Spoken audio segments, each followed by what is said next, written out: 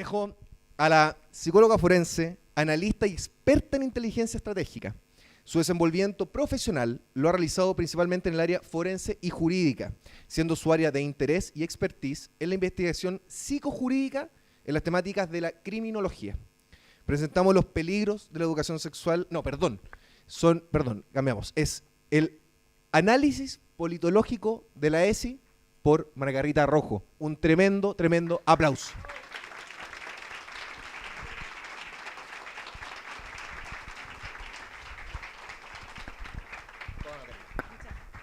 Muchas gracias. Buenas tardes a todos y a todos, ¿no? Ya, la palabra todos involucra a todos sin necesidad de que estemos diciendo todas, todos, todes, tidis, no sé, todo lo que ustedes quieran, porque en realidad eso es una falacia pretender de que eso va a individualizar a alguien, todo lo contrario, va a deconstruir porque no nos cabrían tantas formas de nombrar a alguien, por lo tanto esa persona va perdiendo su identidad y al perder la identidad se saca el significado para sacarle el significante. El significante es a quién es, ¿no? Entonces por eso es una trampa. Ya vamos a hablar de eso, vamos a hablar del binario, no binario, vamos a hablar de conceptos que a lo mejor entre ustedes están bien conocidos, ¿no? Y bueno, espero que estaba saludando a Juan Cristóbal Demian, ¿no? Bueno, vamos a tratar, espero que tenga bastante tiempo, porque en realidad son muchas cosas que hay que hablar. A ver, quería preguntarles a ustedes si ustedes conocen la ESI, Educación Sexual Integral. Algo conocen. ¿Quién no conoce nada de la ESI? Así que me digan, no, yo no conozco nada. Perfecto, no tiene idea. Acá tengo otra persona. Algunos tienen nociones generales, ¿cierto? Bueno, miren, yo realicé un análisis de proceso. De hecho, este es el análisis que presenté en el Congreso en el año 2020. El análisis de proceso es un análisis de inteligencia, porque la inteligencia estratégica lo que hace es estudiar los posibles escenarios que se van a dar dependiendo, ¿no?, del proceso que se está generando. Entonces se toman muchas variables y en ese contexto tomamos la variable, porque en realidad lo que vamos a descubrir nosotros es que la ESI no tiene nada que ver con lo que dice, porque dice educación sexual integral y de hecho ahora le cambiaron nombre, se llama educación no sexista. Entonces, y le podemos encontrar varios nombres, pero en realidad lo que nosotros vamos a descubrir es que tiene un alto contenido de deseabilidad social, que eso fue lo que planteé, que significa que nadie se va a oponer, o sea, es muy difícil que alguien se oponga si le dicen que a su hijo lo van a educar, porque en realidad en el colegio que van los chicos a educarse. Por lo tanto, no ofreceríamos resistencia, así como que no, sí, encima me dicen sexual, en realidad me complica la sexualidad, claro, es bueno que los profesores, porque nosotros les damos nivel de autoridad, ¿no? Entonces como que confiamos, y más encima nos agregan la palabra integral. Nos imaginamos muchas cosas con la palabra integral, o sea, algunos dirán, bueno, nos van a incluir las personas como la espiritualidad, nos van a incluir a lo mejor, no sé, que se considera el ser humano en lo social, o sea, nos pasamos un montón de imágenes en nuestro cerebro y empezamos a darle un sentido, ¿no? Entonces, por lo tanto, la resistencia que vamos a ofrecer frente a este nombre va a ser muy poco. Entonces van a ser pocas las personas. De hecho, hay un estudio, ya le voy a hablar de un psicólogo social, que también él trabajó qué población, por ejemplo, creía en la pandemia, y las dividió en 3 poblaciones. El 30% o un 33% creía pies juntillas, pero había uno que estaba en el otro extremo, que era crítico, que no creía. Y estos que creían atacaban a los que no creían. Pero estos tenían porque preguntaban, oye, la vacuna se demora entre 5 y 8 años, pero qué raro, ¿no? Y el uso de mascarillas realmente, hay un montón de estudios científicos, ¿no? Pero ahí se empezó a dar esto, vamos a ver que lo descubrió. Y ese psicólogo social, lo que ocurrió con ese psicólogo social, que en su universidad fue cuestionado y no fue valorado en su estudio. Entonces vamos a ver que además esta situación en la que estoy yo ahora también es compleja, porque muchos profesionales y personas del mundo de la ciencia no se atreven a hablar estos temas porque hay un grupo, ¿no?, que va a sancionar o va a, de alguna manera, a funar o a prohibirle que esa persona hable desde la ciencia. Eso ocurrió con los endocrinólogos que presentaron trabajos cuando se discutió la ley de identidad de género. Una doctora erudita en Chile no quiso nunca más volver a hablar porque la funaron, le mandaron insultos, y esas personas no están acostumbradas, esos son ratones de bibliotecas, siempre están estudiando, entonces no se exponen a eso. Entonces, ¿qué quiso esa doctora? Retrotraerse. No quiso. Y muchas de las personas que podrían opinar, no opinan, dado este grupo, ¿no?, que les estoy contando. Les voy a dar el nombre del autor para que lo revisen, es muy interesante. Y de hecho hay un podcast que hizo un colega, un psicólogo, donde explica esto, que es muy interesante para que lo entiendan, ¿no? Pero bueno, la idea de esto es que nosotros tenemos que tener siempre un pensamiento de análisis, ¿no? Y yo siempre digo, no me crean a mí, investíguenlo, porque yo acá no vengo a que alguien me crea, yo vengo a mostrarles algo, ustedes se van a formar su opinión y van a poder establecer criterios. Entonces, por eso que esto no es educación sexual lo que se descubrió, lo vamos a descubrir qué sentido tiene. Y el problema no es la educación sexual, ni tampoco es la sexualidad, porque la sexualidad es un componente normal y natural en todo ser humano, que tiene una dimensión objetiva, que es corporal y material, y una dimensión subjetiva, que es espiritual y que hace trascender al ser humano, porque tiene que ver con la experiencia de amor y de sentirse con alguien, completarse. Eso que nos han desconstruido, porque nos han sacado a amor, nos han sacado a Dios, nos han sacado todas estas cosas que como que esto ya no tendría que ser así. Entonces la sexualidad sí es algo normal y sí es algo que pertenece al ser humano, ¿ya? Pero aquí vamos a ver que eso no está dando cuenta de eso, por mucho que ellos quieran. Ellos, digo, porque hay ideólogos, ¿no?, que están ahí. Entonces, la siguiente, lo primero que voy a empezar, antes de que hable yo, quiero exhibir un video que probablemente algunos lo hayan visto, pero igual le voy a dar un tiempo para que ustedes vayan digiriendo. Este es un reportaje que se hizo en Estados Unidos, ¿ya?, que lo hicieron personas que están preocupadas, porque esto no solo está ocurriendo en nuestro país, en algunos estados de Estados Unidos, en Canadá, en España, en Argentina, y hemos visto que han ido en algunos lugares y los resultados han sido no positivos. Y ahí vamos a ver los estudios, ¿ya? Entonces, por eso les quiero mostrar un video y vamos a hacer, por lo menos para que se vayan haciendo una idea. Por favor, Francisco. Me acompaña Francisco Vallejo, psicólogo, trabaja conmigo, así es que él es...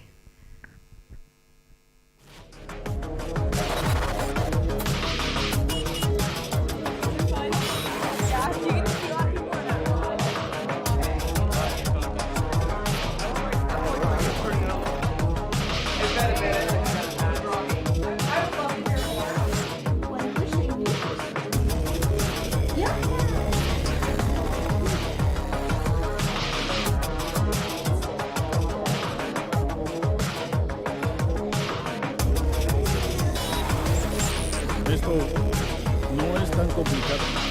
Si la escuela quiere enseñarle esto a los menores, tal y como está presentado. Abusaba manual y oralmente de un bebé. Eres un pedófilo. Hemos visto las posibles consecuencias negativas de tener sexo.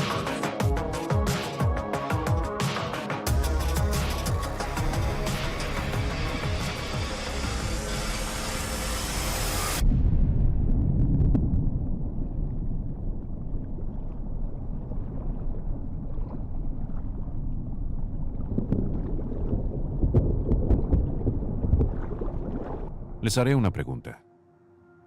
¿Qué es lo que harían si les dijera que su hijo está siendo abusado sexualmente? ¿Llamarían a la policía? ¿Demandarían que se levantaran cargos contra su abusador? ¿Y qué es lo que harían si les dijera que no solo son abusados sexualmente, sino que les muestran pornografía para incentivarlos a realizar actos sexuales? ¿Y qué si los incentivaran a actividades homosexuales? si los incentivaran a sexo con pedófilos? ¿No los mantendrían alejados de esa gente y los lugares donde ocurren esas cosas lo más posible?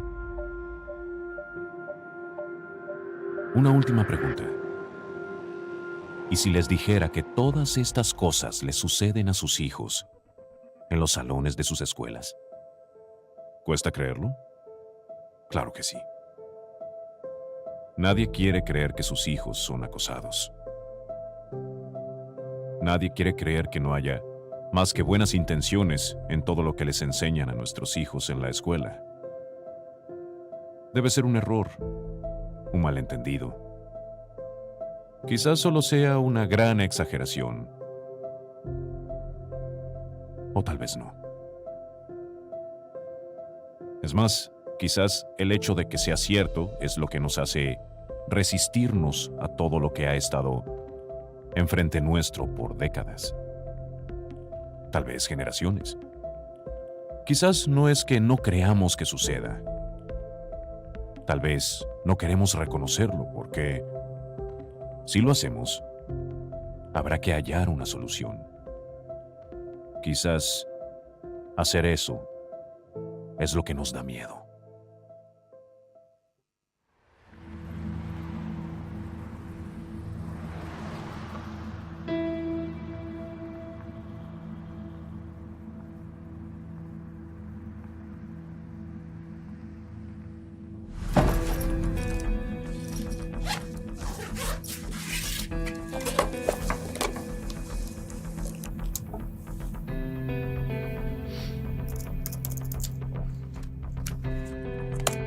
Hasta ahora, vimos las posibles consecuencias negativas de tener sexo y la importancia de una relación real. Lo cierto es que la mayoría de los estudiantes de secundaria no tienen sexo, pero en algún punto de sus vidas se sienten listos para tenerlo. Es una gran decisión, una muy grande. Cuando una pareja tomó la decisión de tener sexo, sea vaginal, anal o oral, deben saber protegerse de enfermedades de transmisión sexual y embarazos. Una forma de tener sexo responsable es usar condones. Los condones están hechos a partir de látex, poliuretano o plástico. Tienen forma de globos largos y se ponen sobre el pene antes del sexo. Si se usa correctamente y si se los utiliza cada vez, reduce las chances de un embarazo y de contraer enfermedades. Pero no se reducirán si no son utilizados. Como todas las cosas nuevas, es bueno practicar hasta que la persona confíe en que sabe usar un condón correctamente. Si tienes la oportunidad de ver el plan de estudios de educación sexual integral, verás que tienen objetivos. Tienen los objetivos que ellos escriben, y luego los objetivos generales detrás de toda la ideología de la educación sexual integral. Su objetivo es aumentar el uso de condones y que la gente los use constantemente, incluyendo niños. Eso implica que les enseñarán cómo usar condones, les enseñan sobre las ETS, cómo se transmiten, hacerse pruebas. Pero también se trata de cómo convencer a tu pareja sexual para que use ese condón. O sea, que normalizan e incentivan la discusión sobre el uso de los condones y lubricantes, para que la pareja los use. Así que ya no solamente se trata sobre el aspecto biológico, sino también de enseñar a los niños, como a los jóvenes, aunque ahora quiero concentrarme en los niños, sobre actividades sexuales, asumiendo que tendrán sexo desde jóvenes. Les muestran diferentes formas de actos sexuales y cómo erotizar el uso de condones con su pareja, para luego hacerse pruebas y abortos. Todo eso se hace en nombre de la salud. Lo que pasa en realidad, la ideología detrás de esto, es que quieren sexualizar a los niños. Incentivan a los niños a tener sexo. Mónica Klein fundó Falta una Familia, una ONG dedicada a restaurar el rol de los padres en la familia. Se desempeñó como educadora sexual durante 10 años.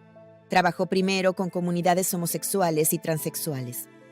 Muy pronto se encontraría trabajando para Paternidad Planificada, yendo a las escuelas como una maestra de educación sexual. Pero no le dijeron que enseñe abstinencia. La entrenaron para enseñarles cómo tener sexo, realizarse exámenes y a dónde ir para el inevitable aborto. Para resumir lo que era trabajar en esa industria, hablábamos de sexo hasta en el almuerzo. Nos volvimos muy insensibles a ese tema. Cuando comencé, ellos me dieron mi entrenamiento de ETS. Me recomendaron aprender cómo compartir ese mensaje con los niños y me dijeron que hablara con paternidad planificada. Estaban justo frente a la esquina, así que me enviaron a su oficina, donde estaba la directora de educación sexual de la región de Austin, y me entrenó para enseñarle el mensaje a los niños. Era una mujer de la comunidad. Se notaba que todos confiaban mucho en ella. Era alguien mayor. Parecía ser una abuelita muy dulce, siendo honesta. Luego ella se sentó conmigo y me explicó por qué era tan importante hablar con los niños. Me contó que había niñas de hasta 10 años yendo a la clínica para abortar. Tenían enfermedades sexuales y eso me impactó mucho, porque la verdad, cuando yo iba a la primaria o secundaria, no era sexualmente activa y no creía que niñas de apenas 10 años tuvieran relaciones y que esto pasara de verdad.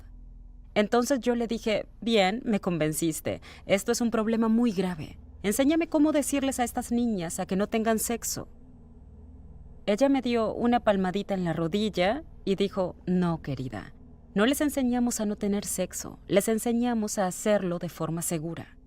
Me dijo, tenemos que respetarlas y les enseñamos sobre el sexo seguro. Y si tú hablas con niñas que son sexualmente activas y les dices que no tengan sexo, las juzgas. Enseñamos sexo seguro. ¿Cómo sabré si estoy listo para el sexo? Bueno, casi nunca hay una manera perfecta de saberlo. Hay demasiados factores, como la edad, el deseo, la madurez emocional y qué es lo que sabes sobre sexo. Una buena forma de saber si estás listo o no es haciendo preguntas difíciles como ¿por qué quiero tener sexo? ¿Qué es lo que espero de mi primera vez? Y, si es realista, ¿sé protegerme de embarazos y enfermedades de transmisión sexual? Tengo experiencia como educadora sexual. Iba a las escuelas y les hablaba a los niños sobre sexo. Realicé el entrenamiento estándar sobre eso, que básicamente se basaba en eliminar nuestro pudor. Nos hacían decir el nombre de los genitales en voz alta una y otra vez. Nos hacían manejar y enseñar cómo se colocan los condones. Y el punto de todo eso era que si nosotros estábamos incómodos, los alumnos también lo estarían. Querían asegurarse de que estemos relajados cuando fuéramos a hablar con los niños. Con su ONG, el Grupo Mateo 18, la enfermera y exeducadora sexual Audrey Werner educa a la gente, organizaciones y gobiernos de los peligros de la educación sexual integral y su efecto en los niños y la cultura. Por décadas advirtió del rápido cambio de doctrina y enfoque de los defensores de la educación sexual integral en cada nivel. Solía enseñar a niños sobre anticonceptivos, nada más. Y ese era el único enfoque principal. Les enseñaban sobre los actos, sobre los genitales y sobre anticonceptivos. Pero hoy en día, todo vale. Les enseñan a los niños de sexo con adultos y aprenden sobre transexuales. Los niños son muy susceptibles y se dejan influenciar por este tipo de cosas. Los están adoctrinando y ahora todo vale. Ese era el mantra de Alfred Kinsey, todo vale. Él creía que un niño podía tener sexo con un adulto, que no tenía nada de malo. Dicen, los niños son sexuales desde que nacen, que merecen y tienen el derecho a ser sexualmente activos y a buscar placer sexual. Y si alguien llega a prohibírselos, los están juzgando y oprimiendo. ¿De verdad creen, como dice su literatura, que los niños tienen derechos sexuales? Cuando hablamos de derechos humanos, siempre tiene que haber un opresor. En este caso, ¿quién es el opresor de los niños que quieren evitar que ellos tengan sexo? ¿Quién en todo el mundo previene que los niños tengan relaciones sexuales y que se mantengan a salvo? Los padres. Diciendo que los niños tienen derechos sexuales, asumiendo que tiene que haber un opresor. Ese opresor es el padre. Eso me enseñó paternidad planificada en los 10 años que he trabajado con ellos. Que los padres son una barrera, No son mis palabras, son las suyas. Sí, el pilar fundamental de la industria de la educación sexual integral se basa en la propagación de esta mentira. Los niños son sexuales desde que nacen. Pero, entonces, ¿de dónde nació esta noción de la sexualidad infantil? ¿Quién plantó esta venenosa semilla en las mentes de toda una generación? Ese honor va a uno de los mayores fraudes científicos de la historia de los Estados Unidos, un hombre llamado Alfred Kinsey. Era un profesor de la Universidad de Indiana. Homosexual, bisexual, sadomasoquista y pedófilo. Fue autor de 2 de los libros más influyentes en la historia estadounidense y la historia de la revolución sexual. Comportamiento sexual en el hombre, en 1947, y Comportamiento sexual en la mujer, en 1953. La idea de que los niños sean sexuales desde que nacen, o que ellos puedan tener y consentir a tener sexo desde el nacimiento, lo que supone la base de toda la educación sexual integral, y que en esencia es la base de la industria pornográfica, era una mentira que Alfred Kinsey y sus financiadores querían que fuera cierta. ¿En dónde lo aprendieron? ¿En qué lugar? Significaría que a lo largo de todo el país, los niños son sexuales desde que nacen. Eso justifica la violación. Justifica violar niños, sea por un adulto, que tenga cierta diferencia de años con ese niño, o si no, por otro niño. La doctora Judith Reisman pasó 40 años investigando a Alfred Kinsey, exponiendo su ciencia fraudulenta, luego de que su hija fuera abusada por un vecino a los 10 años. Descubrió que la ciencia fraudulenta de Kinsey afectó a cada parte de la cultura estadounidense y se había acelerado por la aceptación masiva de la industria pornográfica. En 1990 publicó el libro Kinsey, Sexo y Fraude, que ganó atención nacional y la feroz oposición de los medios que querían promover a Kinsey y su reputación como científico pionero. Porque, si Kinsey era un fraude, la base de toda la industria pornográfica se caería. No veo el Kinsey punto. fue para la sexualidad lo que Freud fue para la psiquiatría, lo que Madame Curie fue para la radiación, lo que Einstein para la física. Y viene esta mujer con un libro diciendo, ¡santo Dios, E no es igual a MC al cuadrado!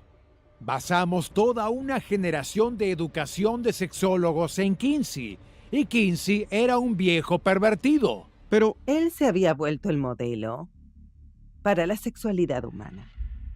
Educación, como dijo Donahue, ¿saben? Cuando hicimos una entrevista con Donahue, él dijo que estaba defendiendo a Kinsey. Había trabajado para el Instituto Kinsey con June Reinisch y me dijo, el doctor Kinsey estableció la sexualidad humana para una generación de sexólogos.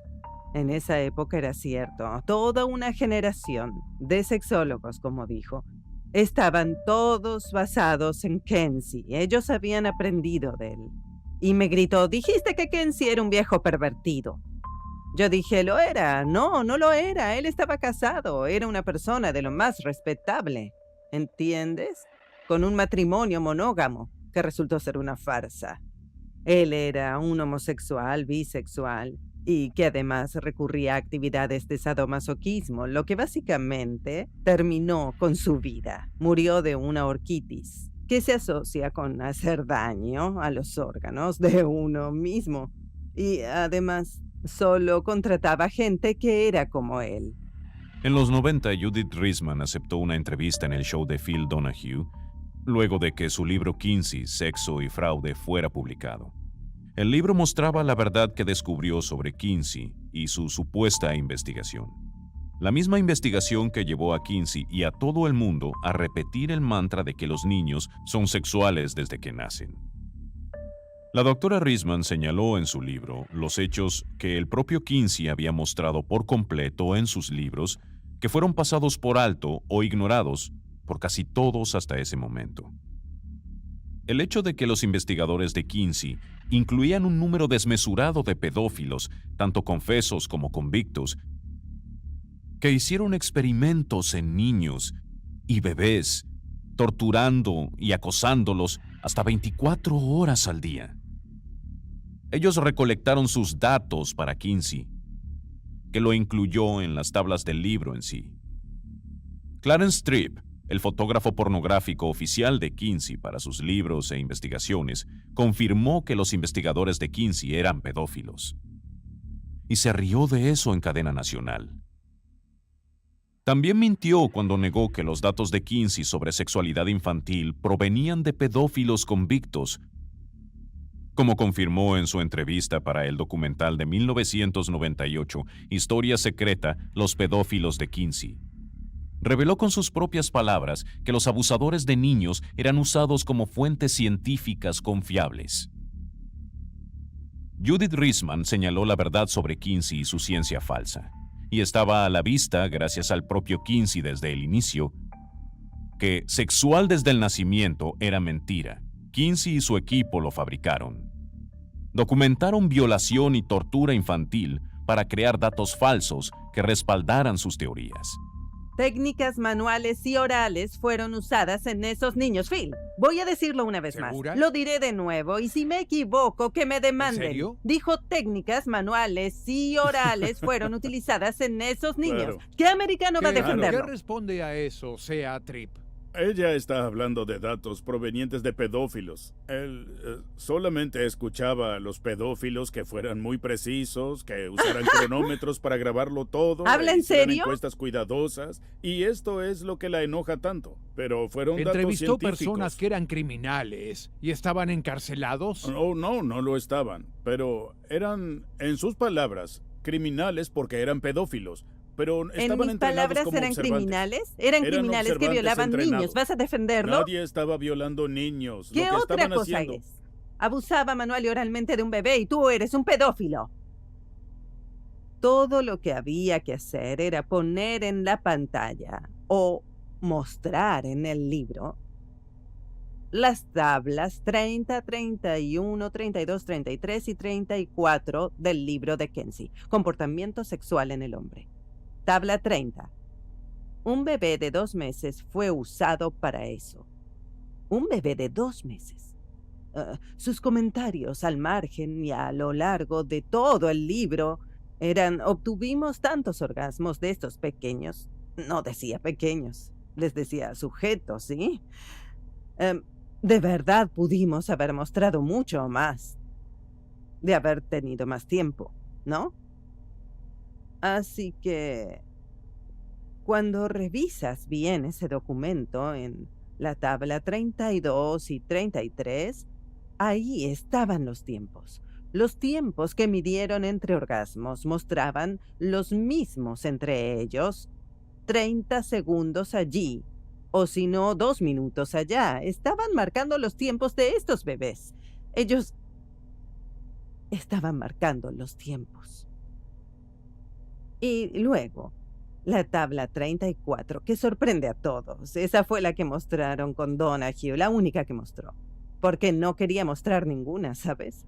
Lo obligamos, mejor dicho. Yo lo obligué a mostrarla. ¿Dónde Bien. están las tablas, Phil? Por ¿Quieres favor, las Phil, tablas? muestra las tablas. Las que tablas. la gente las vea. ¿Esto te dará la razón Sí. o no? La siguiente tabla muestra el número total de orgasmos en humanos, varones supongo, de 5 meses a 4 años. Tienen bebés desde 2 5 meses, meses. ¿ok? Dicen que un niño supuestamente llegó al clímax. ¿Y las tablas? 24 horas, 26 orgasmos en un 24 niño de horas. 4. Ah, ¿Vas a espera un decirme? ¿Vas Así a es. decirme? Muestra las tablas. Muéstralas. ¿Dónde están las tablas? Sí. Bien, las mostraremos. Solo. Bien, dime, Mírala. ¿cuál es el punto? Tú ¿Cuál dime es a tu mí, punto? ¿cuál es el punto? 5 meses, ¿qué dice? No alcanzo a leer. ¿Qué dice? 5 meses. Números de orgasmos. Número de orgasmos, 3. ¿Y el de 4 años? ¿Ves el de 4 años? 17, sí. Justo Sí. al final. Un niño Sí, de lo 4 veo. años con 26 orgasmos en 24 horas. Dime, Phil. ¿Ese bebé durmió? Dime, Phil. había un bebé de 5 meses en esa tabla, ¿sí? Y luego seguía con uno de 6 meses, 8 meses, ¿entiende? Hasta el final, donde había un par de niños de 4 años. Un niño que tuvo, según el libro, dijo que tuvo 26 orgasmos en 24 horas. Había muchos niños que fueron medidos durante 24 horas. Bien, cualquiera con medio cerebro diría, espera un segundo. No puedes, no solo no puedes hacerlo, pero era un experimento. Los estaban manteniendo despiertos, estaban siendo torturados. Los torturaban. Claro, todos estaban siendo torturados. Todos tenían varios niveles de trauma. Él era un pedófilo sadomasoquista y falsificó sus estudios para hacer creer que era perfectamente normal el violar niños, que eran sexuales desde que nacen, así que estaba bien tener sexo con ellos. Él quería que esa fuera la verdad, por eso mintió. Falsificó los datos y varias generaciones después tenemos una enorme avalancha de destrucción en los más pequeños. Y trágicamente, nuestro sistema educativo tomó la falsa doctrina de Kinsey, de que los niños son sexuales desde que nacen, y la perpetuaron, y ahora ellos están siendo acosados en escuelas primarias o incluso en el preescolar. Quieren enseñar la más retorcida y perversa información. Poner esos actos en las mentes de nuestros niños. Y una vez que ese veneno está en la mente de un niño, no se va. Siempre recordarán lo que han aprendido. Es un proceso de acoso, del mismo modo.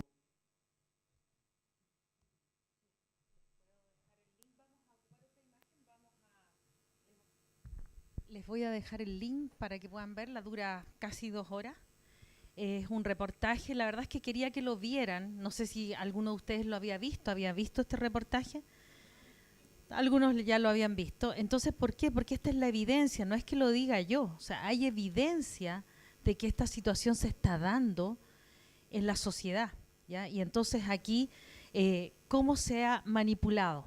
Fíjense que aquí en este reportaje se va a hablar de Kinsey, de Alfred Kinsey, que en realidad lo positivo, porque si no habrían quemado sus libros y habrían ocultado lo que él hizo, porque él lo que hizo fue torturar, abusar bebés de 2 meses, de 5 meses. O sea, él habla de 24 horas que hizo esas acciones. De hecho, Estados Unidos y algunas personas que abogan por este tipo de ideas hicieron una película para limpiar su imagen, para lavar su imagen, y no lo lograron. ¿Ya? Esa doctora que es muy valiente, Judith Reisman, ella fue una de las personas que desenmascaró lo que estaba haciendo él. Se dice, él fue investigado post-mortem por el FBI, no solamente por ser, no solo que era homosexual o que era pedófilo, sino que también se supone que también era zoofílico. En realidad el pansexualismo que hablan algunos autores, nosotros en este análisis politológico tenemos que ir a la historia, ¿no? ¿Quiénes son los autores que empezaron a promover todo este tipo de ideas? Yo creo que, dejémoslas ahí nomás. Nosotros lo que podemos dar cuenta es que esto no solo viene de estas ideas de la década del 50 de Kinsey, sino que esto viene mucho anterior, o sea, viene con mucha anterioridad y viene también con algunos autores que son marxistas, ¿no? Tenemos, hay muchas críticas que dicen que en realidad Foucault no habló de esto, él habló en su libro de la sexualidad, y les voy a dar los títulos, en donde él habló claramente de esto. Herbert Marcuse también decía que la represión es lo que no deja a los niños tener sexo. En realidad, según Foucault, la represión de las relaciones sexuales también era, por ejemplo, el matrimonio. ustedes se van a encontrar con estos autores que van a criticar, pero muchísimo, toda la sociedad como la concebimos ahora, es decir, la célula de la sociedad es la familia. Entonces, cuando ellos, para hacer el cambio cultural, y de hecho usan a Gramsci, a lo mejor ya lo hablaron, no sé si, que no, en la mañana no estuve, así es que no sé si Juan Cristóbal les habló, pero igual voy ahí a hablar un poco, no sé si hablaron de Gramsci, pero Gramsci claramente, cuando él decía que para cambiar la sociedad hay que cambiar la cultura, y a ustedes les han dicho hace 30 años, le están diciendo vamos por un cambio cultural, lo que buscamos eso es un cambio cultural. El cambio cultural nadie ha explicitado cuál es ese famoso cambio cultural. Y el cambio cultural es cambiar la cultura, po. Y Gramsci, como dijo ya, esto no es la guerra del obrero oprimido, ¿no? Y con el jefe, ¿no? El sujeto empresario que oprime, ¿no? Sino que era obviamente había esa situación, si no hubiese habido la Revolución Francesa, ¿no? Porque efectivamente era un abuso, un uso y abuso. Pero hay que buscarle la dirección hacia dónde va. Entonces, cuando dejaron de vender, además el comunismo es muy antiguo, pero cuando surge Marx, ustedes saben que Marx no trabajaba, ¿cierto? No trabajaba y se casó con una persona adinerada, lo que he escuchado yo, que además parece que hasta la dejó en la ruina, ¿no? No trabajaba. Bueno, Engel ahí aparece, ¿no? Como algún benefactor. Nosotros, cuando ya no ocurre esta opresión, ¿no? Ya no vendía esa idea, porque en realidad el obrero se puso a trabajar, tenía derechos y ya en realidad tenía casa y se compraba las cosas, y alguien que pudiera, ¿no? Porque surge también el capitalismo perverso, ¿no? Que permitió a algunas personas surgir, a otros aprovecharse, etcétera. Resulta que ahí Gramsci, cuando estaba en la cárcel, ¿cierto?, escribió sus cuadernos. Una de las cosas que descubrió era que en realidad lo que había que hacer era hacer el cambio cultural, y que para cambiar la sociedad hay que hacer el cambio de la cultura. Si no, ¿por qué ustedes creen que estamos invadidos por Netflix, por Hollywood, por los actores, por los libros, por los cantantes? Si no, pregúntense por qué una cantante chilena, ¿cierto?, se vistió de tal manera, hizo tal cosa. Ellos están haciendo modelos, y los modelos modelan. ¿Y qué hacen los modelos? Pasan por las pasarelas, pues, y modelan. Y las personas hacen dos cosas, los imitan y los emulan. Y como están viendo, tú te haces una idea. Cuando ves idea, no es algo así como me hago una idea, se acabó. No, idea viene de idein e idenain. Estoy aprendiendo, internalizando. Por eso que otro psicólogo social, Zimbardo, hizo un experimento de una cárcel artificial. Eligió a personas normales y cada uno desempeñó roles de gendarme y de preso. Y se comportaron como gendarmes y presos. Se deprimieron. Entonces, ¿qué pasa? Basta con que nosotros veamos para aprender un rol. Ni siquiera lo hemos desempeñado, no lo hemos llevado a la acción, pero eso, porque ver es una idea, y idea viene de idein e idenain. Por lo tanto, cuando a alguien le dicen, bueno, estas imágenes no son aptas para niños, ¿no es cierto?, menores de edad, es verdad. Y más particularmente cuando son niños pequeños. Entonces, nosotros acá tenemos, ¿no?, este Gramsci que hizo esto dijo, bueno, vamos a cambiar la cultura. Por eso que entiendan que la cultura, y en este momento no hay contracultura, recién las personas están despertando, se están dando cuenta que algo ocurre con la cultura. ¿Y por qué los actores son todos progres? Porque vamos a hablar que son progresistas, ¿no? Que son deconstruccionistas. Muchos de ellos ganan rédito económico. De hecho, se les da premios Oscar a aquellos que aborden, ¿cierto?, la ideología de género. Y ahí llegamos a la ideología. La ideología de género, que les voy a decir una cosa, si la ideología de género no es avalada sí o sí por el Estado, no existiría. Porque ustedes pueden estar de acuerdo o no, pero si el Estado no la avala, no tendríamos ideología de género. ¿Por qué creen ustedes que quieren hacer leyes de educación sexual? ¿O por qué creen ustedes que teníamos en un proyecto constitucional un párrafo dedicado a la ESI? Porque a usted lo están obligando, y por eso que ahora podemos entender por qué es dictadura. La dictadura, vamos a desglosarlo, dicta duramente, dicta dura, no dicta duramente. ¿Y qué le está dictando a usted? Cómo tiene que pensar, cómo tiene que comportarse y cómo tiene que sentir. Y si usted no hace eso, ¿qué le va a pasar? Lo van a sancionar, va a quedar fuera, lo van a funar. Lo que les comentaba yo de los profesionales que han expuesto y que han sido funados. Por eso que los científicos no se involucran en esto, aunque saben que esta ideología quiere penetrar la ciencia, pero no es ciencia. No es ciencia, porque la ciencia no tiene respuesta para todos y la ideología tiene respuesta para todos.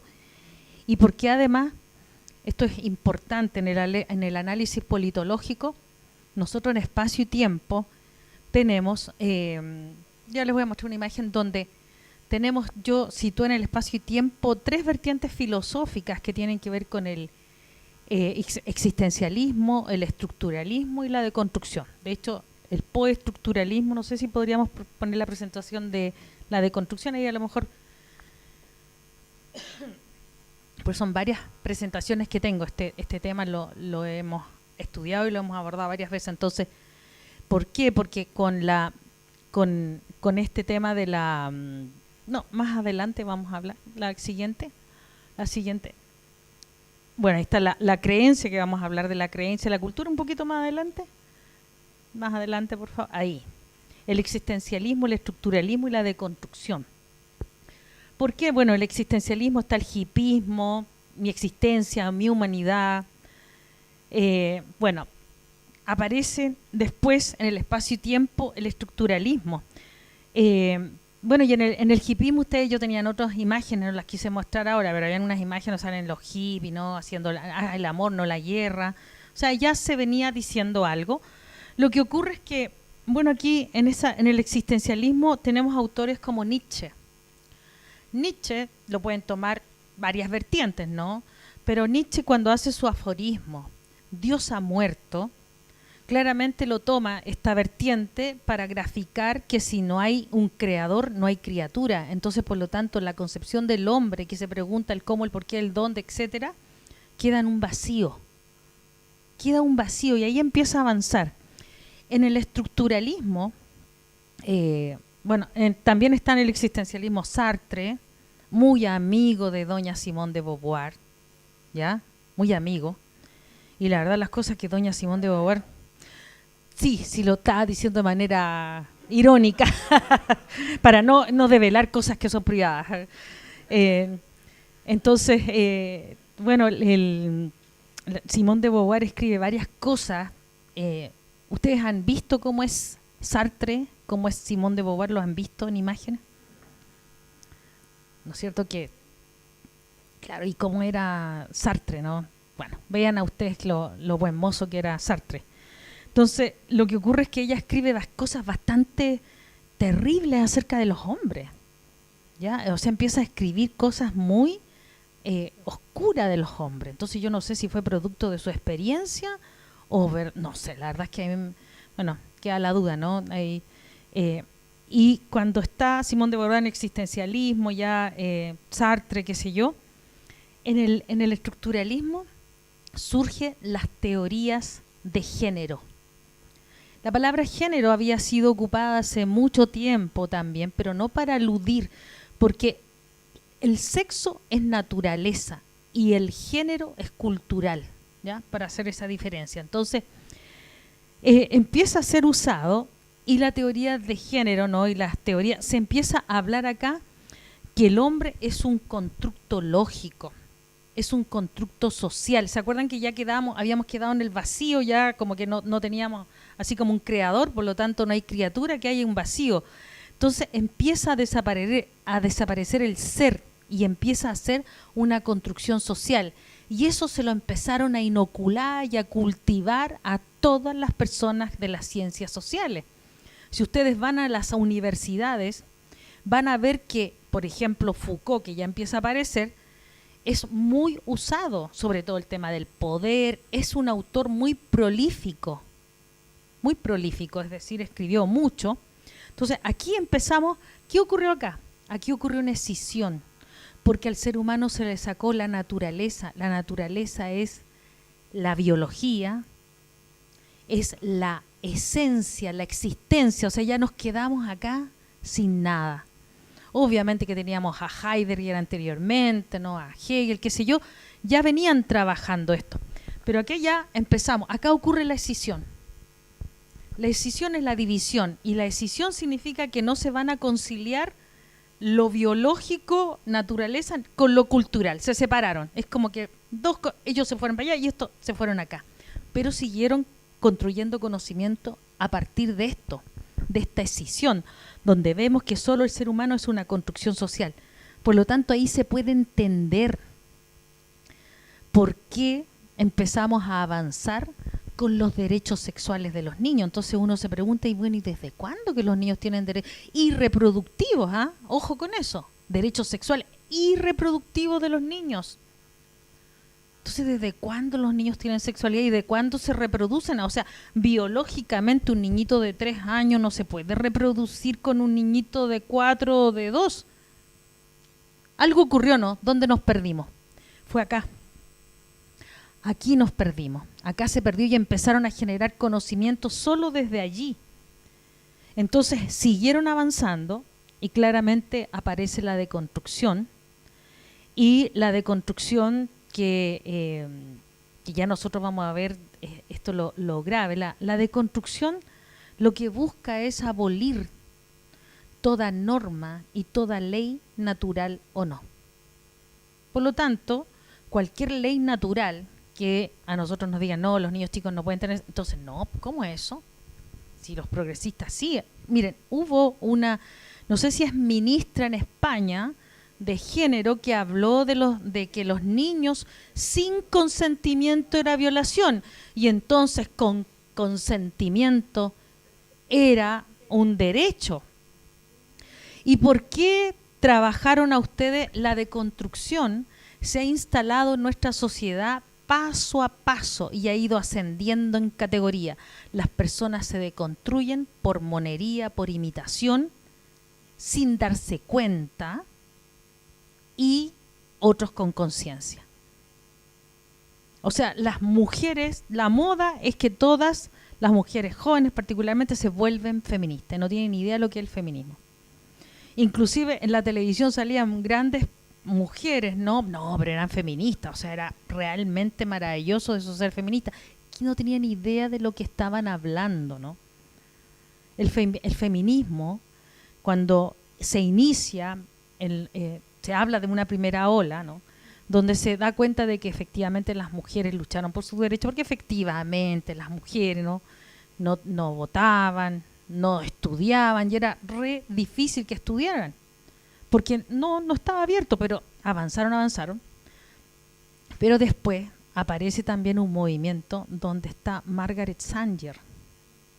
Y Margaret Sanger, ya ahí empieza lo oscuro, ¿no? Porque ella pertenecía al Ku Klux Klan. Ellas son las que empezaron a movilizar la idea del aborto. Nosotros vamos a ver que varios contenidos se empiezan a entrelazar. Y ustedes van a ver estos, por eso yo pongo coeficiente deconstruccionista, que es el coeficiente ideológico. Por eso vamos a entender por qué la deconstrucción usa, por ejemplo, el indigenismo, el victimismo, que en realidad ha estado siempre usado. O sea, lo obsceno significa fuera de escena, obsceno, fuera de la escena.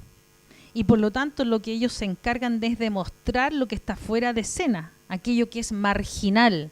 ¿Quién habló de los marginales, el abuso del poder, que en realidad encerrábamos a los pobres personas de mente en psiquiátricos, y que Foucault escribía muy, muy bonito, ¿no? En realidad mucho. Entonces, claro, en realidad uno se compadece, ¿no? Se compadece de estas personas que están siendo victimizadas por esta sociedad dominante. Pero el problema no es que uno reconozca o no que efectivamente hay personas que son victimizadas. Ese no es el problema. El problema es el sentido que se le da a esa victimización. El sentido es la dirección. Cuando uno va por una calle, dice, ¿qué sentido tiene? Ah, estaba al norte, al sur. Eso es lo que nosotros tenemos que analizar. ¿Cuál es el sentido de que, por ejemplo, las personas se preocupen de los indígenas, que se preocupen de los migrantes, que se preocupen de las personas LGTB más, que vamos a decir que eso ya incluye todo, ¿no? El problema no es ese, es el problema del sentido que se le está dando, porque eso es lo que está deconstruyendo al ser humano, está sacando los límites, está corriendo los límites. Es decir, Foucault dijo que esto de ir de izquierda a derecha, blanco, negro, que nada era blanco, negro, bueno, malo, Dios, demonio, binario, ¿no? No, si hay grises y todo, empezamos a meternos en eso, no, si en realidad, claro. Entonces él dijo, ¿cómo podemos nosotros salir de las orillas? Es como un río, ¿no? Un río que tiene un caudal y que tiene dos orillas. ¿Cómo le saco las orillas yo al río? ¿Cómo le podría empezar a sacar esas orillas? Paulatinamente y lentamente, aumentando el caudal. Si yo aumento el caudal, se empiezan a hacer... ¿Por qué creen ustedes que dicen niños, niña, adolescente, NNA? ¿Ustedes creen que esa fue casual? Nosotros niños, o la infancia se entendía como un genérico. ¿Por qué creen que es todos y todas y todos y no sé qué? Corremos los límites, corremos los límites. ¿Por qué creen que el LGTB es un uso y abuso de esas personas? No se preocupan de eso. El indigenismo es uso y abuso de esas personas. ¿Para qué? Para correrle los límites a una nación con su identidad propia. Porque el indigenismo es parte de una nación, pero cuando quieren hacer las naciones, ¿cierto?, están deconstruyendo, sacándole la identidad. El ser humano, cuando se le saca la identidad, perece, porque acuérdense, es sacarle el significado para sacarle el significante. El gran significante nuestro que tenemos referencia es la concepción de Dios, hablándolo en términos teóricos, y se lo explico por qué. Porque el heteropatriarcado, ¿por qué tanto el heteropatriarcado, el hombre opresor? De hecho, la deconstrucción del hombre ha sido gravísima, es muy difícil ser hombre en esta época. Pobres, no. Así que las señoras denle harto cariño a sus hombres. Claro. Entonces, el heteropatriarcado, ¿no? ¿Por qué? Porque el heteropatriarcado viene de patriarca, patriarca viene de pater y pater viene de Dios y Dios viene de norma y ley. ¿Qué dije originalmente? Que la deconstrucción que busca, abolir toda norma y toda ley, natural o no. Hay leyes que son naturales, o sea, yo no puedo controlar la fuerza de gravedad. La verdad es que eso... Alguien, por ejemplo, que se autoperciba como Superman y se sube al piso 20 y se tira. O sea, ahí la ley natural dice que si se tira, lo más probable es que no sobreviva, ¿cierto? Claro. Entonces ese es el principio de realidad versus principio del placer. De hecho, ellos también pelearon con Freud, porque Freud fue uno de los teóricos más importantes de la época de la luz en nuestra humanidad. Está Albert Einstein, está Freud. Freud aportó con eso, con el principio de realidad y el principio de placer, porque el principio de realidad hizo que el ser humano sobreviviera, porque el principio de placer lo lleva a la muerte. O sea, una persona puede alucinar qué lindo el fuego, ahora a propósito de pirómanos, ¿no? Pero el principio de realidad dice que si te metes al fuego te quemas, no lo digo yo, o sea, es algo natural que ocurre. Bueno, entonces toda la deconstrucción, lo que va a hacer creerle a las personas es que esas leyes naturales no existen. Por eso que esa abolición del binario, porque se va corriendo los límites y las personas van perdiendo identidad. Por eso que este orden, que es vertical, que es de la autoridad, ¿se acuerdan? La ley, ellos están en contra de la autoridad. Yo dije, tú debes estar en contra del autoritarismo, o de la, ¿qué es una palabra más fea que el autoritarismo? Como el presidente, ¿no?, de Cuba, de China, son tiranos. porque ellos no permiten nada, o sea, es una tiranía, se hace lo que dicen. Entonces, esta que es diferente a tener una relación de autoridad, porque esa relación de autoridad es el binario, hay un orden vertical, y eso es lo que ellos van a intentar desaparecer con esta conceptualización de la igualdad que empezaron a inocularle a usted. Primero empezaron, por eso paso a paso, primero le dijeron los derechos de las mujeres, entonces todo el mundo sí, los derechos de las mujeres, o sea, nadie se resistía. Y los derechos humanos, wow, tampoco. Pero resulta que todo eso iba a la igualdad, ¿se acuerdan que les hablaban de igualdad, la igualdad? Y esa igualdad, si nosotros ponemos una línea, es decir, todos iguales, y eso es mentira. Un niñito de 3 es igual a uno de 40. No, pero con esa ideología desaparece la diferencia, por eso que dicen ni niño ni adulto. El ni niño ni adulto, empiezan a deconstruir esa diferencia, porque en posición y condición un niño sí es diferente a un adulto, pero desde esa ideología empiezan a abolir esos límites. Y de hecho la represión, ¿se acuerdan que usaron mucho la represión? ¿Quiénes reprimían? Los carabineros. ¿Por qué hay que ser? Porque los carabineros son una autoridad, representan la ley. No era solo porque el discurso primero, que eran pacos asesinos, ¿se acuerdan de que le escribían? No era solo por eso, sino porque la autoridad, ellos representan la autoridad, ellos están investidos por la ley. Entonces bastaba con que tú inocularas ese discurso, lo escribieras en las paredes, para que las personas actuaban como esto que describió este psicólogo, que se llama Matías Desmet, y con T final, que él estudió, es un psicólogo joven, tiene 48 años, para algunos de ustedes va a ser muy antiguo, pero 48 años es joven, un psicólogo que está estudiando y está produciendo este conocimiento donde descubrió estos grupos, ¿no? Entonces esta es la psicología de masas, pero él habló la psicosis de masa. Y además los que están psicotizados quieren convencer a los que están con pensamiento crítico, que dicen, no, esto parece que no es por acá. Entonces esto que estamos viendo, esta desaparición de lo binario, es tremendamente peligroso porque sí existe diferencia y como se deja de considerar la biología del ser humano. De hecho, devolvámonos un poquito más adelante, vamos a ver algunos, al principio, perdón, vamos un poquito más, ¿a qué? En la deconstrucción no existe valor, no existe la existencia, valga la redundancia, no existe el bien y no existe el mal. La nada no como vacío, la nada como otra cosa. Por eso que ahí cuando escuchemos a Miklos Lukács y nos hable del transhumanismo, ¿no? O sea, ahí se permite todo esto, porque no es que el ser humano va a tener otra versión del ser humano. Ahora, ¿por qué tiene que ver con la política? Porque en palabras simples, la política busca controlar y dirigir personas. ¿Y por qué nos preguntamos hoy, los acusamos a ustedes de conspiranoicos? ¿Por qué están asociándolo con la ONU? Y resulta, ¿quién es el que está promoviendo todo este tipo de ideas y la ideología de género? Y nosotros también podemos decir acá que ¿por qué? Porque ese modelo fue más exitoso. Habían otros modelos, pero estos fueron los modelos más exitosos para poder ejercer el control en el ser humano. Avancemos un poquito, a ver. La siguiente, por favor.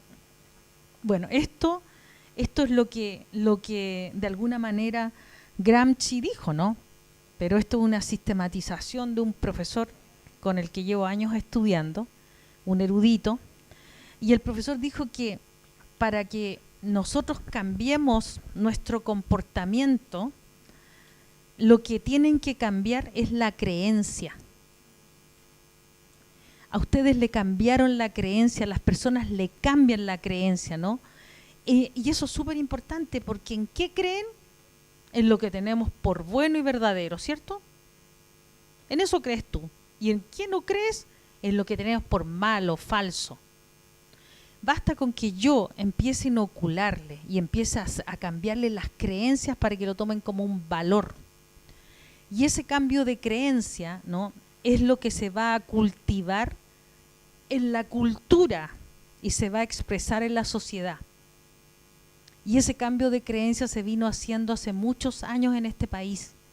En otros países también, pero particularmente en Chile, hubo un cambio de creencia, un cambio de realidad. Y de hecho, ¿por qué este es un componente importante? Porque la ideología no solamente es un componente cultural que influye en el comportamiento humano, yo diría que la ideología actualmente es la que determina el comportamiento humano. En este momento es la ideología la que está determinando, si no ustedes vayan a ver, ¿y por qué la ideología necesita del Estado? Sí o sí, la ideología de género en este caso necesita el Estado para ponerla en curso, porque las personas podrían estar de acuerdo o no en esa ideología. ¿Por qué justo esa ideología? Imagínense ustedes, tenemos Fiscalía de Género. Y la Fiscalía de Género asume, ¿qué dice? Porque como esto también tiene que ver con el feminismo, que también viene de la área de todo esto lo tomaron los marxistas, la deconstrucción es marxismo heterodoxo radical. Entonces, ¿por qué toman, ¿no es cierto?, por qué el Estado? O sea, entonces la Fiscalía de Género supone que por ser hombre estructuralmente es violento, es malo. Acuérdense lo que les decía de la Simone de Beauvoir cuando empezó a escribir. Ella tenía el aforismo, una mujer no nace, se hace. Pero eso es una falacia, porque una mujer nace. Hay una biología, es un sexo biológico. Tenemos XXXY. Lo cultural es otra cosa, ¿no? Pero eso, y nadie le dijo, a ver, como decimos acá en Chile, que está tan de moda, parece que se pasó como 5 pueblos más allá, y nadie le dijo, a ver, rebobina un poco, a ver qué te está pasando. Nadie le contradijo, nadie le contrarió el discurso y siguieron. O sea, tenemos a la Judith Butler, tenemos a la, ¿cómo se llama? La Whiting, la Monique, tenemos a la Shulamit Firestone. La Shulamit Firestone murió de inanición solita en su departamento. Pobrecita. Ella era la que decía que los padres tenían que tener relaciones sexuales con sus hijos. Entonces, si alguien se pregunta si el feminismo tiene que ver con esto, claro que tiene que ver. Y avanzaron, extremaron, porque estas ideas vienen ya de antes. Herbert Marcuse, acuérdense que hablaron de la represión. Foucault decía que en realidad el trabajo lo que hace, imagínense que no trabajen, ¿ah?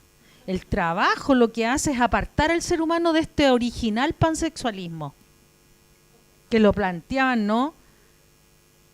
Entonces, todo esto son autores que se van siguiendo, que escriben muy bien, porque en realidad la deseabilidad social es alta, pero unos a otros se fueron siguiendo. Entonces nosotros tenemos que van extremando estas ideas. Las van extremando y van cambiándole la creencia a las personas.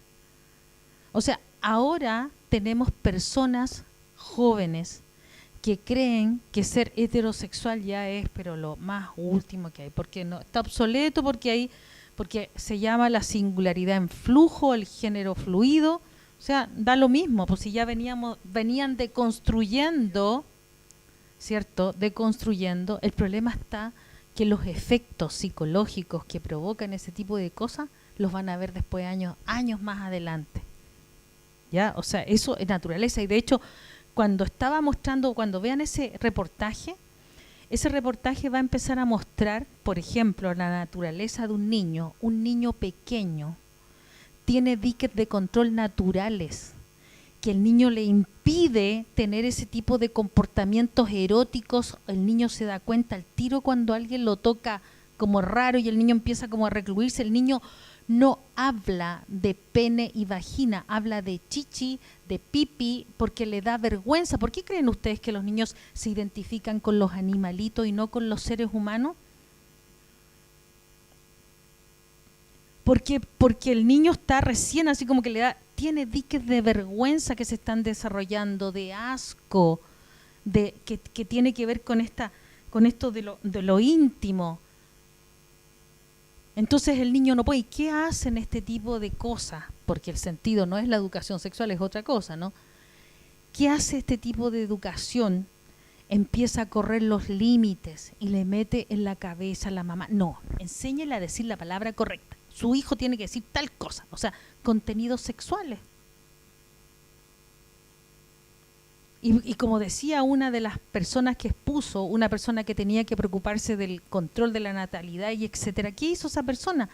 Ahí descubrió que no era que las personas se sanaran o tuvieran una vida saludable, no, era que tuvieran actos de sexo pero protegidos, ¿no?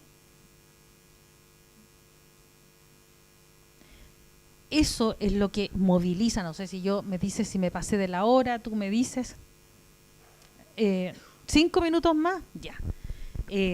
Entonces, yo creo aquí, ¿no?, que en el tema de la sexualidad hay que tener claro que esto responde a una ideología, el tema de querer sexualizar a los niños, y que esa ideología, no se les olvide nunca, no funciona si el Estado no lo propone. Por lo tanto, las personas que estén en desacuerdo, ¿pero por qué el Estado tiene que promover?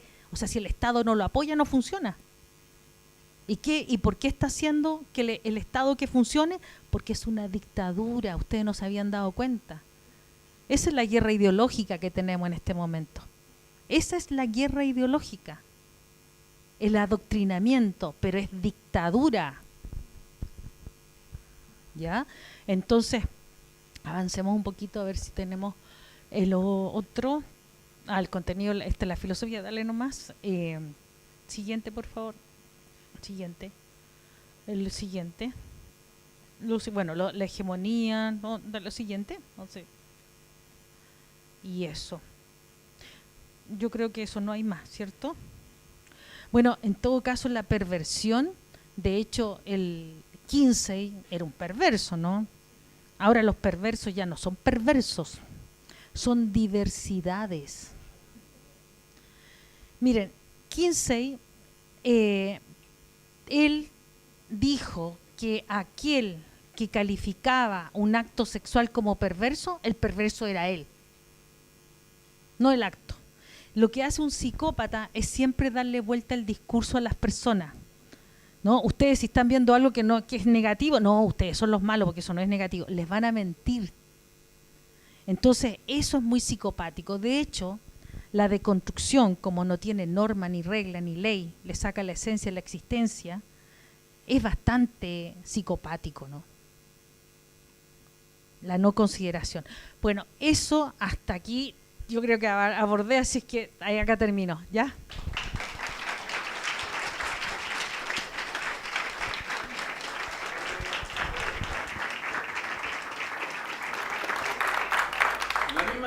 De antes, 2 preguntas, ya tenemos a los, o sea, fueron los primeros, los vi aquí, ahí estaban las 2 vueltas. Señorita, por favor, primero, y podemos buscar. Primero que nada, muchas gracias por todo lo que nos han explicado. Segundo, una inquietud personal, ¿ya? Cuando estas leyes se empiezan a discutir, ¿no? Mi pregunta como profesora de filosofía es la siguiente. ¿Estas personas se dan cuenta de lo que están promocionando? Estoy pensando en los políticos en general. Estas personas se pueden dar cuenta de lo nocivo, de las consecuencias, porque las personas que promueven todas estas políticas, digamos, las animan, las alientan, ¿no es cierto?, las muestran como una cosa muy novedosa, pero nadie habla de las consecuencias que tú acabas en general de mencionar. Entonces, mi pregunta es, ¿qué impresión tienes tú? ¿Estas personas se dan cuenta del daño que están haciendo? ¿O sencillamente es, a mí me están pagando, yo puedo asumir ciertos nuevos cargos por esto? O sea, ¿tú crees que ellos se dan cuenta que hay una conciencia del daño que se está haciendo con solo poner esto como una posible ley para los... Mira, las personas que promueven este tipo de ideas, que sabemos de qué sector político son, pero pregúntense, ¿quiénes son los que presentan este tipo de proyectos? Entonces la pregunta, ellos saben, tan clarísimo.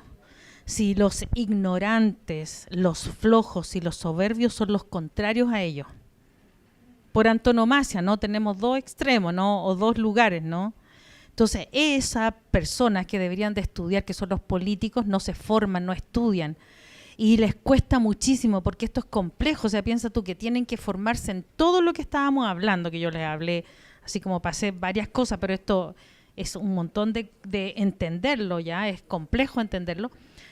Leerse los autores, afirmar lo que creen y tener un discurso, porque el discurso es un proceso. Cuando la gente habla de proceso, los procesos son ideas en proyección y ellos no tienen proceso porque no tienen ideas en proyección. Ellos adhieren.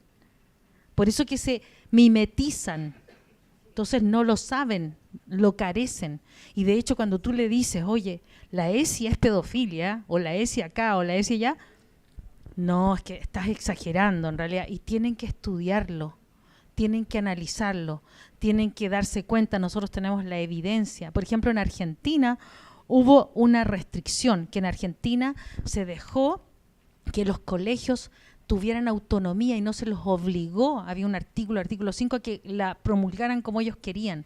En los lugares que se hizo en el año 2018, hubo alrededor de 100 denuncias. Nosotros ahí con Pamela Pizarro investigamos y a mí me tocó entrevistar a una mamá que su hijito de 4 años había sido expuesto a eso. El niño no quería ir más al cole, decía, mamá, no quiero ir más al cole, no quiero ver la seño, le decía, mamá, la seño no es seño, es hombre, mamá, tiene dinosaurios, le decía. Y el niñito le contó a su otro hermanito que le habían hecho sacar su ropa.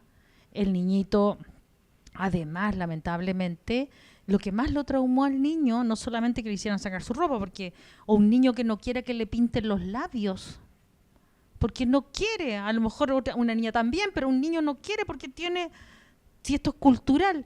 Y ese niñito, lo que contó la mamá fue que la seño, que no era seño, lo obligó a orinarlo en la cara. Y eso fue para él muy traumático. Y entonces habían algunas, ¿me entiendes? Entonces, es una realidad, sí, y se ocupó en eso. Entonces, como están defendiéndose, están tratando de no hacerlo, de no mostrarlo. Pero sí lo saben, eso está claro. Y de hecho, mira, hay unos manuales donde dice que la masturbación es de los 2 hasta los 9 años. A partir de los 10 ya pueden tener juegos sexuales, es decir, presexuales, prerelaciones sexuales.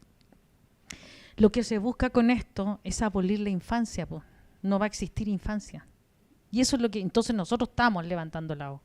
O sea, ustedes verán si me creen o no, lo investigan. Eso. Alguien de aquí allá. Hola, oye, una consulta. ¿Cuál crees tú que pueden ser las razones por las cuales todas estas nuevas creencias o tendencias han sido adoptadas por la sociedad? ¿Por dónde va? ¿Cuál es lo atractivo de esto y de no seguir creyendo, confiando en lo que está establecido? ¿Cuál piensas tú que puede ser la razón? Mira, una de las razones que se da es que es como Orwell 84, donde tienes las 24 horas del día y los 7 días de la semana te están inoculando cada vez cosas y cosas. Por ejemplo, la publicidad de una marca de teléfono, que es con W, no les voy a decir, esa publicidad es totalmente deconstruccionista, ¿ya? Entonces, y entonces además las películas, por ejemplo, las teleseries te meten contenidos que están todo el día y tú estás viendo, entonces están todo el día en eso.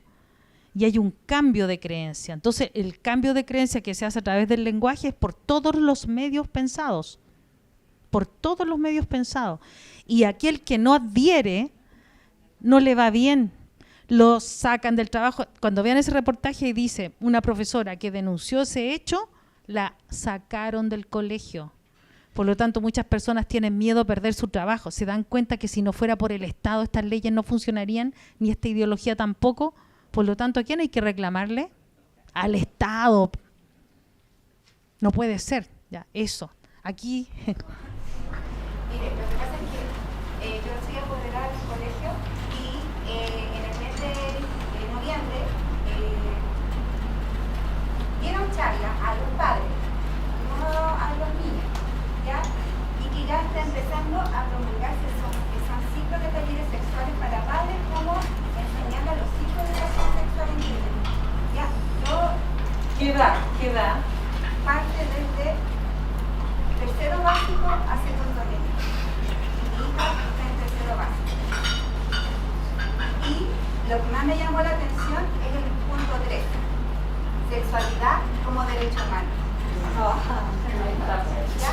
Y esto lo está promocionando Matronas Educan. Esto ya está. O sea, en el colegio y es católico. Entonces, Y es católico. Lo que a mí me asusta, obviamente yo soy resistente a esto, pero las herramientas que hasta ahora hemos podido hacer un poco de conciencia a los papás, no es suficiente información porque nos censuran. Porque los medios, los canales abiertos no lo hablan. Bueno, léanse al Matías Desmet, que de hecho lo pueden encontrar, hay un podcast que hizo Contracultura, que Roberto, no me acuerdo su apellido, García lo citó para que vean cómo funciona esto de las masas, pero además ahí la Pamela nos puede aclarar también, porque entiendo que los niños de educación básica tú no los puedes obligar, el colegio no los puede obligar a recibir educación que tú como mamá y como papá no quieres que reciba. Entonces, es tremendamente peligroso. Además, yo creo que este video, por ejemplo, divúlguenlo, ¿ya? Porque además la contraria siempre miente, y mentir es decir lo contrario de lo que se sabe, se piensa y se cree, por lo tanto te están mintiendo, ellos mienten, ¿ya?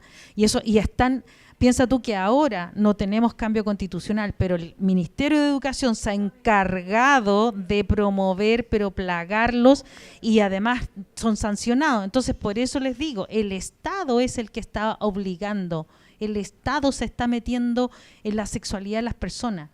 La sexualidad de un niño se expresa con el desarrollo de la autonomía progresiva, que va acompañado de un desarrollo psiconeurobiológico. Entonces un niñito de 3 años y de 4 años no puede obtener licencia de conducir, pero sí le vamos a decir que puede ser hombre o mujer, que es una situación tremendamente compleja. No se puede, está contraindicado. Un niño con suerte sabe que se llama Juan, María, no tiene, se recién está aprendiendo, está notificándose que existe. ¿Cómo le vas a introducir eso? Está contraindicado. De hecho, el Colegio de Pediatras de Estados Unidos ya se pronunció. Y hay que tener cuidado porque ya estaban buscando, ahí Nael me estaba contando, ¿no?, que hay una diputada, que no voy a nombrar, que está buscando que la ley de identidad de género se haga, porque se logró que hasta los 14, sean de 14 y ahí hormonizarlo, pero está contraindicado, la cantidad de enfermedades que acarrea eso es enorme. Todo eso es antinaturaleza y es anticientífico.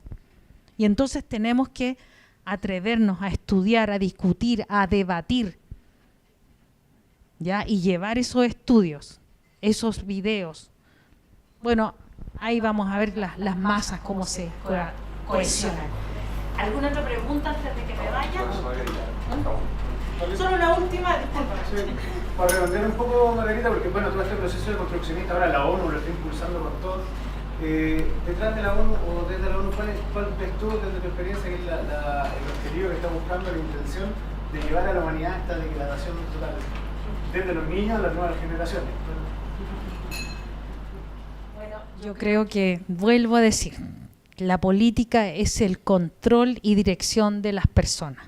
Por lo tanto, siempre es control y dirección de las masas. O sea, ¿qué hacer? Controlar y dirigir personas. Por eso que el transhumanismo es la otra fase que va a llegar. Bueno, con esto me despido porque ya él está como que ya que tengo que...